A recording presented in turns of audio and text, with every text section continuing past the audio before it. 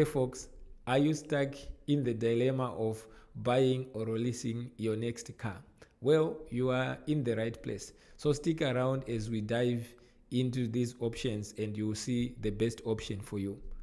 Today, I'm going to delve into this specific case and give you an example of buying a hybrid Corolla.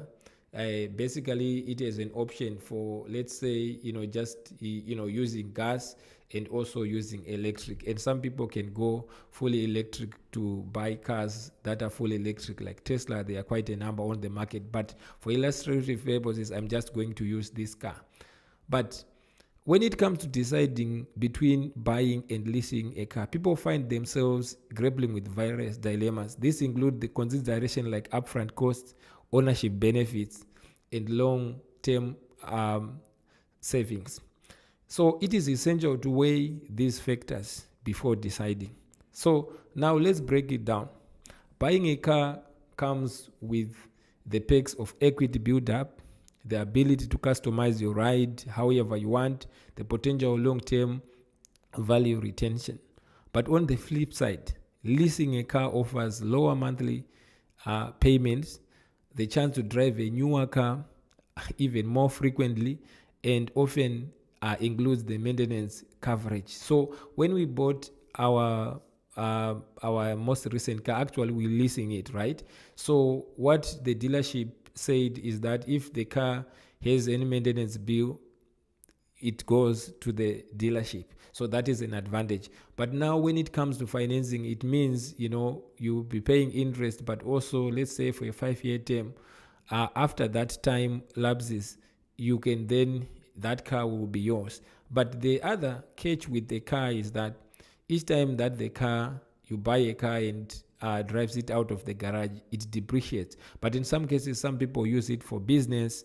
That means maybe for Uber or other particular situations. So there are a lot of other things that can be considered. But let's dive into the numbers.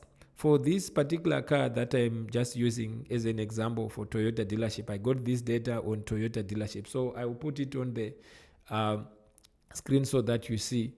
The cash value for this car, it means you could pay $33,233.20. Not many people can save this amount, but some people can do. And when we went to the dealership, they said about at least 91% of the cars that I see actually here in British Columbia, they are all financed. So that means people, they are actually borrowing to drive these cars. Not that there's anything bad about that. But now leasing this particular car, it means every month you would be paying just $455.12 for an interest rate of 7.49%. So at the end of the 5 years, you will have paid $27,307.20.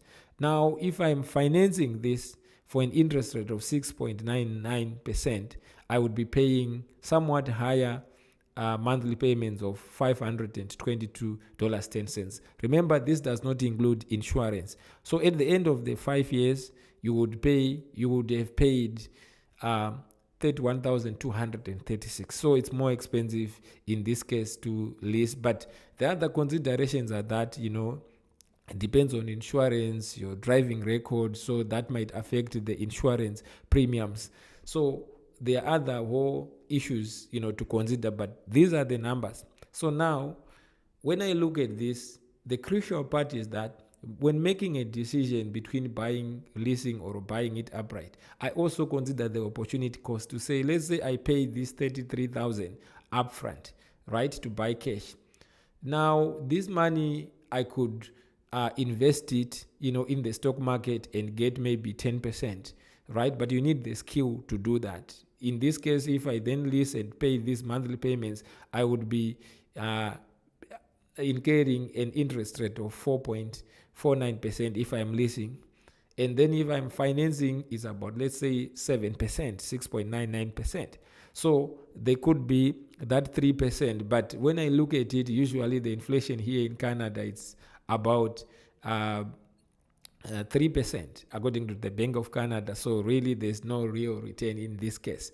So it depends at the end of the day, just to wrap up, on whether you can save up the money Or sometimes some people, they just want the psychological boost of saying, I don't have any debt. In this case, I just buy cash, and you buy something that you can afford. So I think at the end of the day, it depends on the unique circumstance that you have before you, right? Your driving habits, your long-term goals before jumping into buying a car. Because what I see is that making a commitment of $30,000 is something, at least in my view, that requires serious consideration. So I like to run the numbers, understand the opportunity cost, and in this case, see the various options. In our case, we just went with the leasing route, and that's something that worked best for our particular circumstances. So I would love to hear from you. So please share your experience of buying or leasing a car on the comments below. And don't forget to check out other videos on financial tips for more insights. Your support means the whole world to me, and that's a wrap. But remember, whether you choose to buy or lease your car, make sure it aligns with your financial goals. Thanks for watching.